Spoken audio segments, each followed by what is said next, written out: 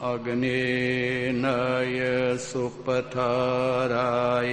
अस्मान् विश्वानि देववयुनानि विद्वान् यो योऽध्यस्मजोहोराणमेनो भूयिष्ठान्ते नम उक्तिं विधेम। परमात्मा ने हमें जो साधन दिए हैं उनमें एक बुद्धि भी है।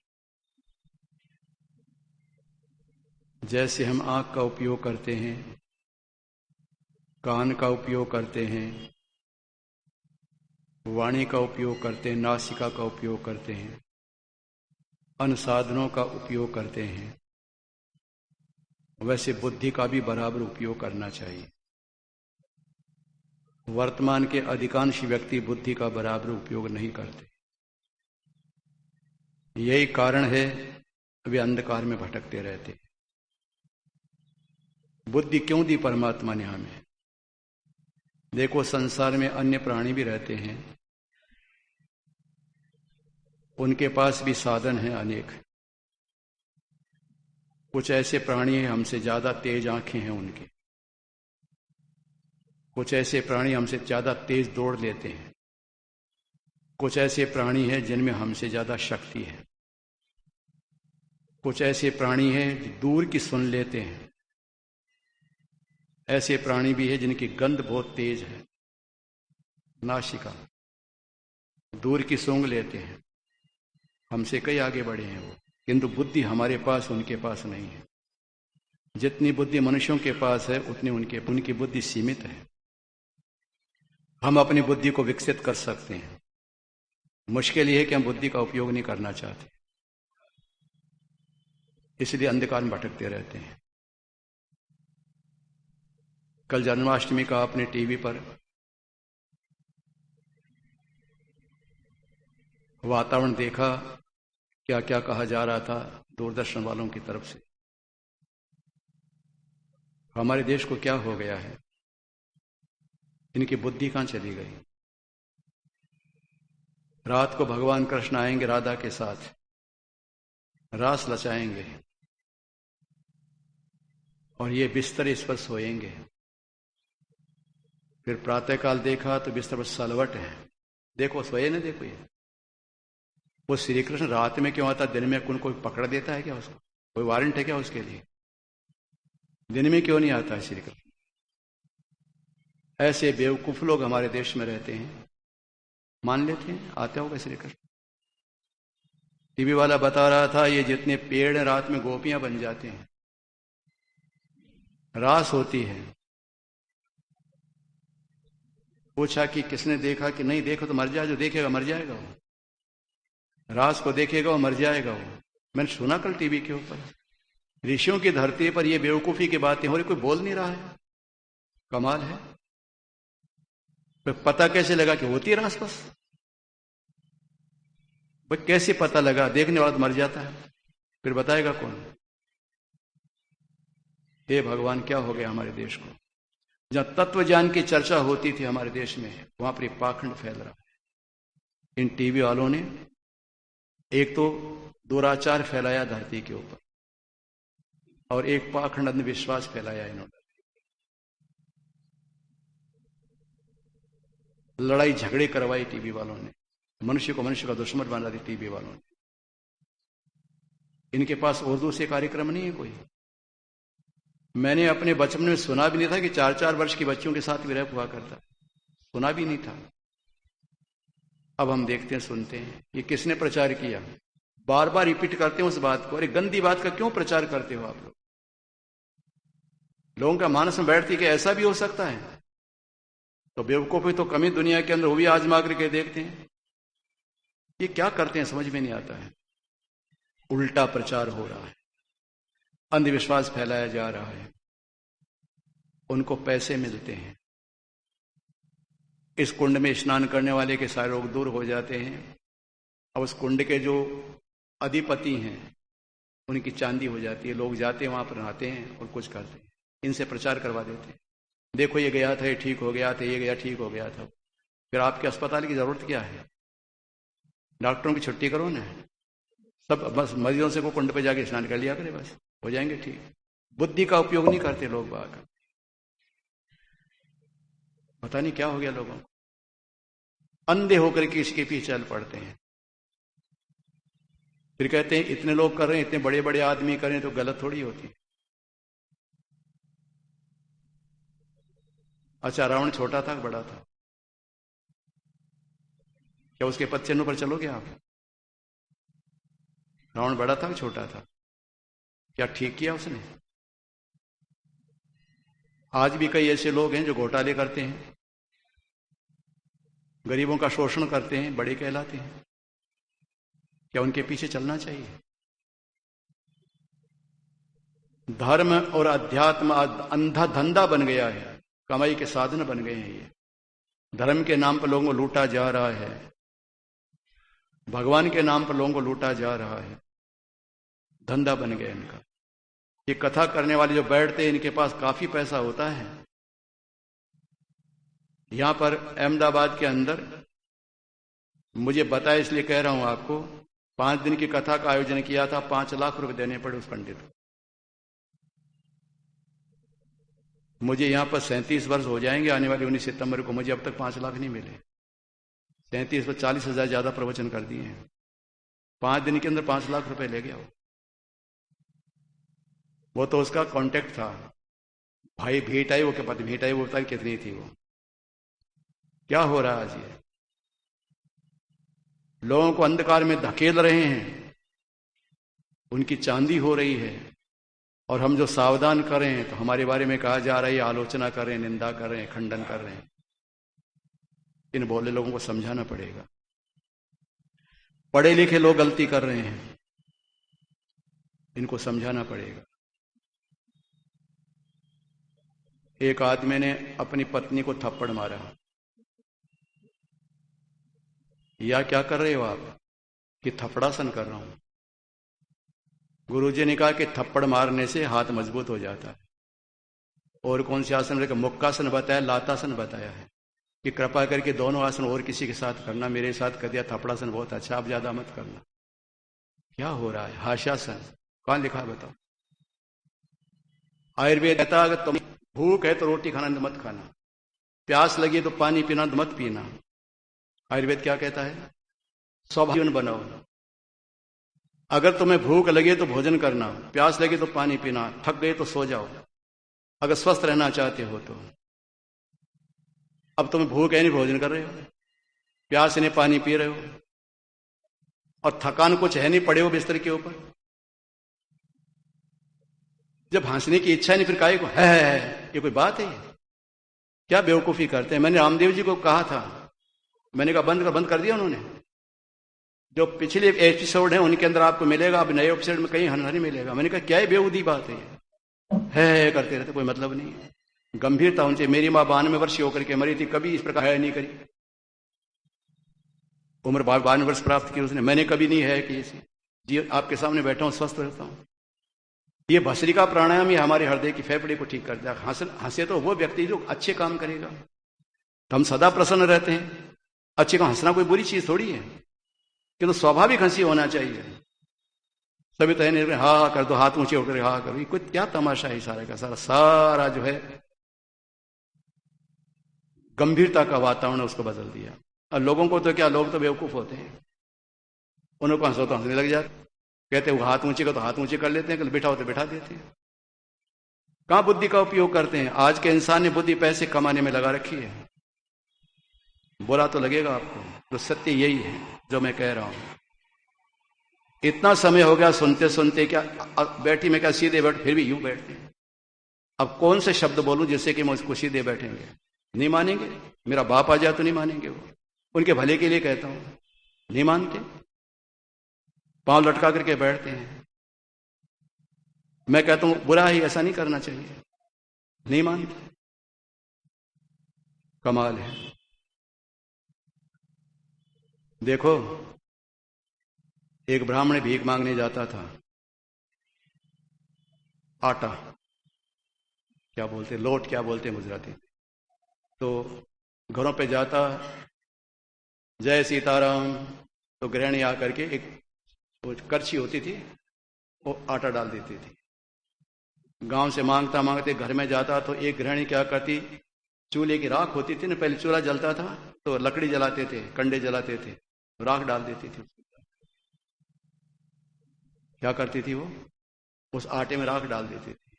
जो घर जाता था उसकी पंडित कोई पत्नी कहा करती थी कि ये क्या करते हैं आप, उस घर क्यों जाते हो, कि नहीं जाना चाहिए उसका।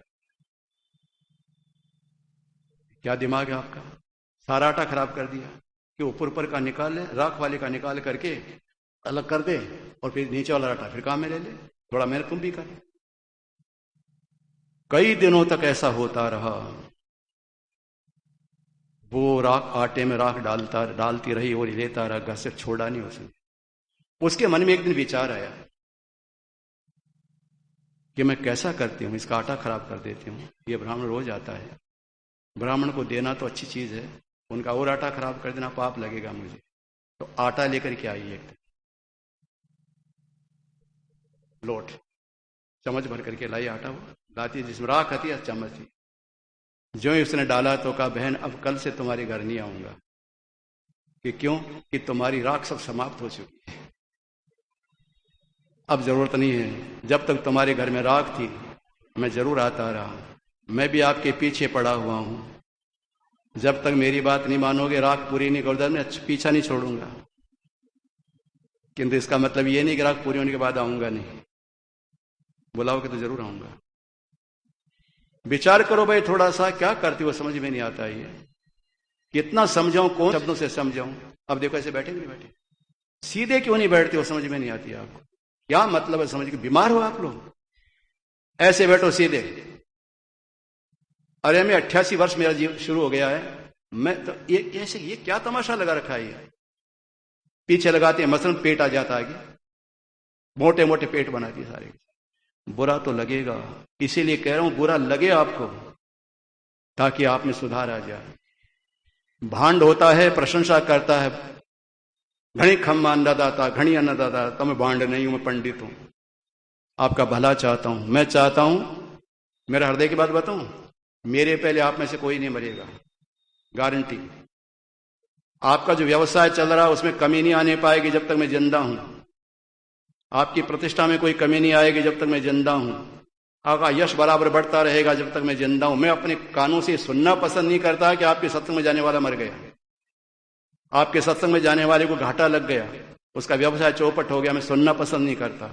मैं सुनना पसंद नहीं करता कि उसकी बदनामी हो गई है, मैं सुनना पसंद नहीं करता। मैं ये भावना लेकर आता हूं आपके बीच में, साथ तो देना पड़ेगा ना। बताओ ऐसा करो भाई, मैं पोथी का पंडित नहीं हूं, अनुभूत बातें बताता हूं आपको। ये 2 घंटे रोज साधना करता हूं, उसका मतलब तो निकलना चाहिए कोई, क्या प्रेरणाएं प्राप्त होती है। कोई नाटक करता हूं मैं, कभी विशेष प्रकार का वेश बना के आपसे सामने आया, कोई पाखंड रचा, कोई आडंबर रचा, कोई बनावटीपन आया।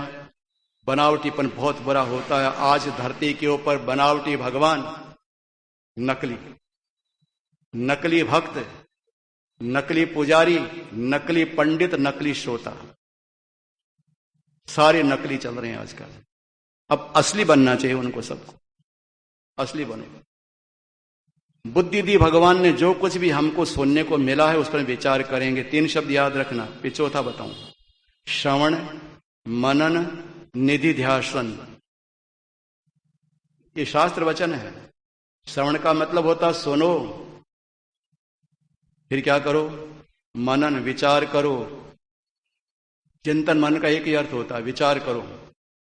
श्रवण मनन, निध्यासन, उसको आचरण में लाओ, फिर देखो कि जो आपने सुना उसका फल क्या आया सामने। आपने सुन लिया कि प्राणायाम करना चाहिए, अब प्राणायाम करके तो देखो, विचार करो प्राणायाम कैसे करना चाहिए, सीख लो। उसके बाद देखो आप बिल्कुल स्वस्थ रहेंगे, आपकी मेमोरी वीक नहीं होगी, आंखों की ज्योति कम नहीं होगी, कान में सुनने की शक्ति बराबर बनी रहेगी, शरीर में शक्ति बराबर बनी रहेगी। कब, जब ऐसा करोगे तब। सुनने मात्र से नहीं होगा ऐसा। सुनने तो जानकारी मिल गई, दवाई की जानकारी मिल गई तो रोग दूर हो गया क्या? दवाई लेने से रोग दूर होता है। भोजन की जानकारी मिल गई, क्या भूख मिट गई? क्या खाने से मिटेगी?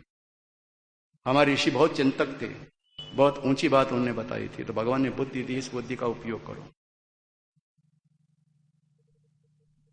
ये भूलें क्यों हो रही है हमारी? ज्ञान पूर्वक कर्म नहीं हो रहा है। मेरे सत्संग में आने वाले का एक बेटा बीमार हो गया। मैंने बताया था उस दिन, मैंने कहा ठंडा मत खाना। अब चावल भी खाए जाते हैं कभी, रात के बने हुए चावल सुबह खाए जाते हैं कभी, इतना तो विचार करो कम से कम। मैं वैदिक संस्थान में गया तो वहां पर वो क्या बोलते हैं जिसके अंदर मसाला भर दिया जाता है, क्या, समोसा, और वो एक गोल गोल सा था और कुछ ऐसा क्या था, 2 के साथ में रख दिया। अरे मैंने कहा विरुद्ध आहार है ये। उनको ये पता नहीं विरुद्ध आहार क्या होता है। मैंने कहा देखो तुम्हारे विद्वान आते, उनसे कहो 2 बातें बतावे। एक तो आहार की जानकारी दे, स्वास्थ्य की जानकारी दे। दूसरा, वेद मंत्रों का उच्चारण शुद्ध करना सिखाए। वेद मंत्र शुद्ध बोले, ये करो तो बहुत हो चुका। परमात्मा का नाम ओम है, परमात्मा सर्वव्यापक है, बहुत हो चुका, कान पक गए सुन सुन करके। अब इनको बताओ तो सही दुनिया में रहना कैसे है। मुक्ति की बातें बाद में करना, पहले अहमदाबाद में रहना सिखाओ इनको। मरने के बाद क्या होगा ये बात बताएंगे, पहले ये बताओ कि जीते जी क्या होगा ये बताओ। प्रवचन वो होना चाहिए। मरने के बाद स्वर्ग मिलेगा, पता नहीं क्या मिलेगा स्वर्ग। मुझे पूछा कि क्या ये बात सही है, मैंने कहा स्वर्ग में आ जाना बता दूंगा, यहां थोड़ी बताऊंगा। स्वर्ग तो मरने के बाद मिलता है ना, कमाल है। तुम यहां दो तुम्हें आगे मिल जाएगा। मैंने कहा तुमको अपनी मान्यता पर विश्वास है कि हाँ आप यहां दो आगे मिलेगा। मैंने कहा मुझे 10,000 रुपए दे दीजिए, आगे ले लेना। ये क्या तमाशा सारे का सारे। अरे यहां लो, यहां दो, यहां दो, यहां लो, करोड़ पाओ, वेद का सिद्धांत ही है। करके देख लो तुम। हमारे उधार का सौदा नहीं होता है। कर्म की कड़ी घुमाती है वो अलग बात है। कालांतर जन्मांतर कर्म पर निर्भर है, किंतु जो अभी आप प्राणायाम करोगे तो आपको लाभ मिलेगा पर दूसरे जन्म में। आप ओम के पास ना करोगे, लाभ दूसरे जन्म मिलेगा। अरे करोड़ पाओ ना भाई, अभी करो आप, अभी पाओ। थोड़ा बुद्धि का उपयोग करना चाहिए। बहुत हो चुकी गफलत की नींद सोते सोते, अब तो कम से कम जागना चाहिए। एक एक क्षण हमारे जीवन का बीतता चला जा रहा है। देखो संत कबीरदास वेद के विद्वान नहीं थे, वेद देखा भी नहीं उन्होंने, किंतु कई बातें वेद के अनुकूल कही है उन्होंने। जीव के जन्म जन्मांतरों के संस्कार होते हैं। हमारे आर्य समाज के एक बहुत बड़े विद्वान हुए हैं आर्य भिक्षु जी महाराज, जो प्रतिवर्ष यहाँ आया करते थे टंकारा। उन्होंने व्रत लिया था कि जब तक मैं जिंदा हूं हर वर्ष टंकारा इसमें जाऊंगा मैं। बौद्धोत्सव पर, ऋषि बौद्धोत्सव मनाते हैं हर बार टंकारा में, और वो निभाया पूरा है। बाद में सन्यासी बन गए थे वो कहा करते थे कि कबीर बिना पढ़ा लिखा दयानंद था। अपने प्रवचन में कहते थे दयानंद पढ़ा लिखा था, कबीर बिना पढ़ा लिखा था। पानी में मीन पियासी रे मुझे, सुन सुन आवे हांसी। कबीर के शब्द हैं ये। पानी में मीन पिया, मीन मछली को कहते हैं। पानी में मीन पियासी रे मुझे, सुन सुन आवे हांसी।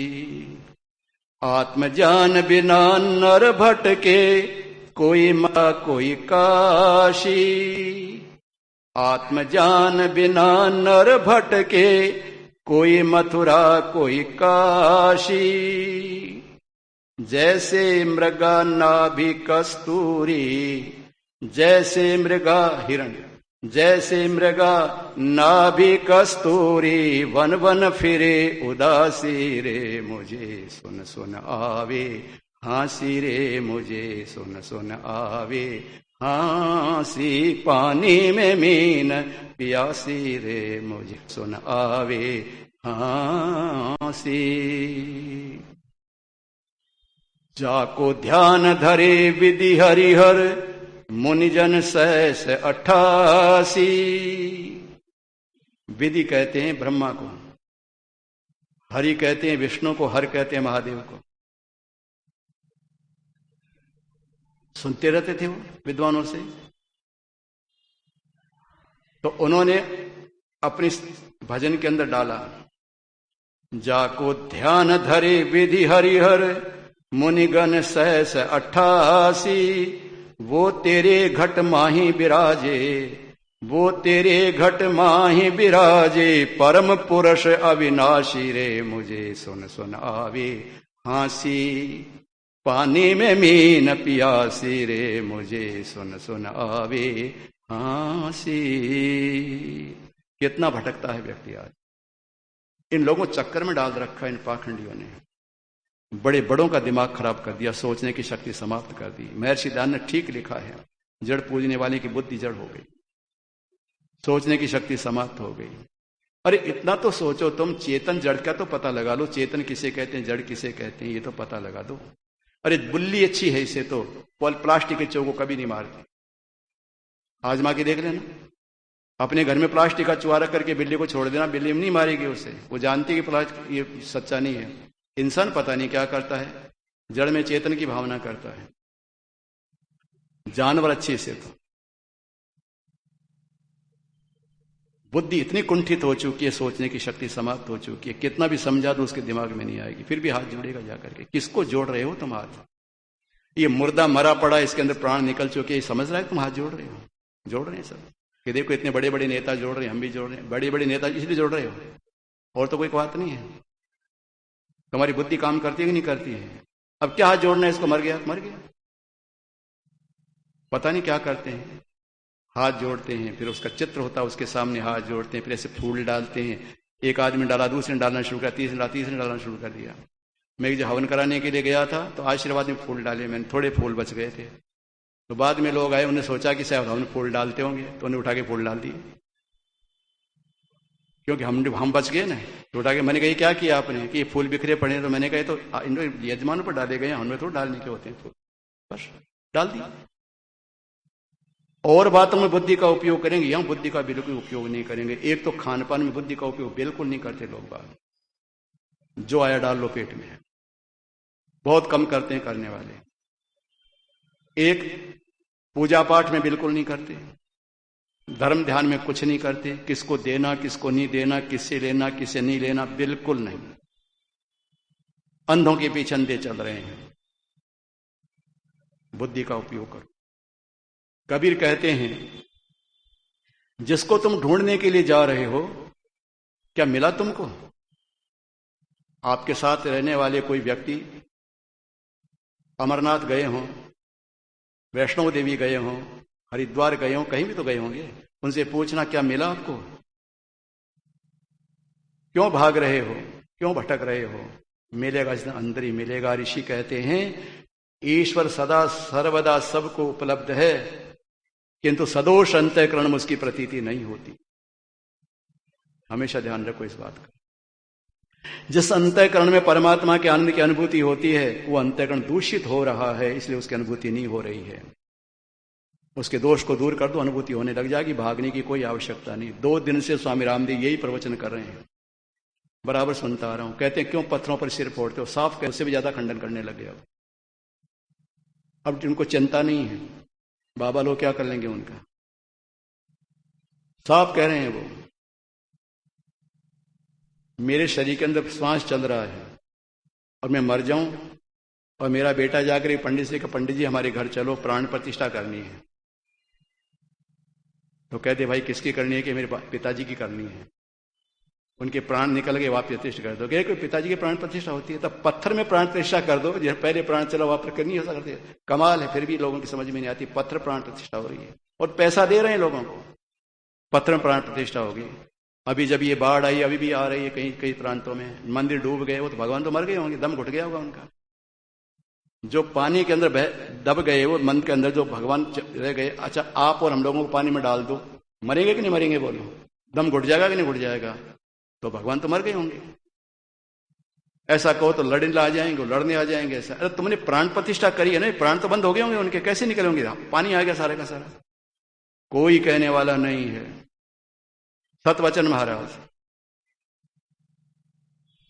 एक आदमी ने गुड़ खरीदा था, सतवचन महाराज, उस मक्खियां आकर के बैठ गई, 5 किलो का था वो, भेली कहते हैं हमारी भाषा में, आपके क्या कहते हो? गुड़ की जो भेली होती है ना, डला। सतवचन महाराज मक्खियां लेकर के हिमालय पे चले गई। सतवचन महाराज, ये हर बात में सतवचन महाराज। तुम्हारा दिमाग क्या बेच दिया क्या तुमने? दिमाग के कद्दू है, कोई पूछने वाला नहीं है। मस्तिष्क अलग चीज है, बुद्धि का उपयोग अलग है। एक लड़की चली गई थी सब्जी बेचने वाले के यहां, सब्जी लाने के लिए। उसने कहा, दादा 2 किलो लाल टमाटर दे दो। लो बेटी ले लो। खिला लेगी 7 के अंदर, 2 किलो रख लिया। उसके बाद क्या, 5 किलो वाला कद्दू दे दो। कद्दू क्या बोलते हैं आप लोग? कोला होता है ना, मोटा, कि कहाँ रखना, कि इसमें डाल दो आप। तो कहा, बेटे तुमने एमए पास किया है क्या? कि आपको कैसे पता लगे? हाँ मैंने एमए पास किया है, अभी कल ही तो रिजल्ट आया है मेरा, मैं पास हुई दादा। उन्होंने कहा, तब तो ठीक है। उन्होंने कहा, आपको कैसे पता लग गया कि 2 किलो आलू के ऊपर 5 किलो का कद्दू रखवाने वाला तो 5 एमए पास ही हो सकता है। ये हालत आज हमारे देश की। कोरे पोथी के पंडित हैं। अरे तुम्हें इतना पता नहीं, कचुमर निकल जाएगा 2 किलो आलू का, ये टमाटर का, 5 किलो का तुम रखवा लिया ऊपर तो कद निकलेगा नहीं। इतना तुम्हारा दिमाग नहीं। एमए पास किया तुमने, स्कूल की पढ़ाई पढ़ी, ये पढ़ाई नहीं पढ़ी, सब्जी कैसे ले जाना चाहिए? बस दुनिया में ऐसा ही हो रहा है आज। दिमाग का उपयोग नहीं करें, बुद्धि का उपयोग करो। कबीर कहता है, जल बिच कमल कमल बिच कलियां, जापे भंवर निवासी। हृदय की बात कह रहा है। जल बिच कमल कमल बिच कलियां, जा पर भंवर निवासी। उसे ढूंढने जाए जहां तहां, उसे ढूंढने जाए जहां तहां, यति योगी सन्यासी रे, मुझे सुन सुन आवे हांसी। पानी में मीन पियासी रे, मुझे सुन सुन आवे हांसी। अंत में कबीर कहता है हाजिर उसे दूर बताए, दूर की बात निरासी। ये उत्तर भारत का शब्द है निराशी, समझ में आने नहीं आती। निराशी का निराश नहीं, यहां तालबी से नहीं है, यहां पर दंती से है। निराश का मतलब समझ में नहीं आती। दूर की बात निराशी, कहत कबीर सुनो भाई साधो, गुरु बिन भर मन जासी रे, मुझे सुन सुन आवे हांसी। पानी में मीन पियासी रे, मुझे सुन सुन आवे हांसी। जो सुनते हो उस विचार किया करो। देखो समय कीमती होता, अब घर के फालतू नहीं हो। अपना धंधा छोड़ के, मेरी बेटियां घर का काम छोड़ करके आती है, यहां से कुछ लेकर के जाओ। सुना उसे विचार तो करो भाई, क्या सुना आज हमने, कहां तक ठीक है। अगर आपको समझ में पूछो, गलत है तो बताओ कि आपने गलत बोला है, ऐसा नहीं होना चाहिए था।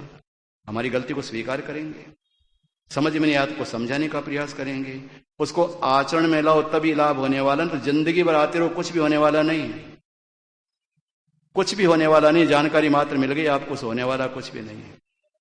लाभ उठाना चाहते हो तो जो सुनते हो उसको पहले विचार में लाओ, फिर अण में लाओ, तभी उसका फल आपके सामने आएगा। फिर सुन लो, श्रवण, मनन, निधिध्यासन, साक्षात्कार।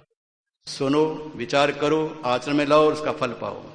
भगवान हमको शक्ति भक्ति दे, शास्त्र के रास्ते पर चल करके, शास्त्रकारों ने बताया उस मार्ग पर चल करके हम अपने जीवन को सार्थक कर सकें।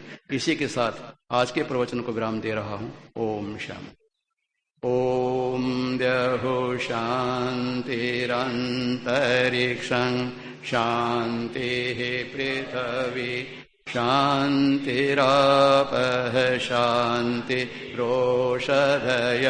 शांतिः वनस्पतयः शांतिर्विश्वे देवाः शांतिर्ब्रह्म शांतिः सर्वं शांतिः शांतिरेव शांतिः सा मा शांतिरेधि।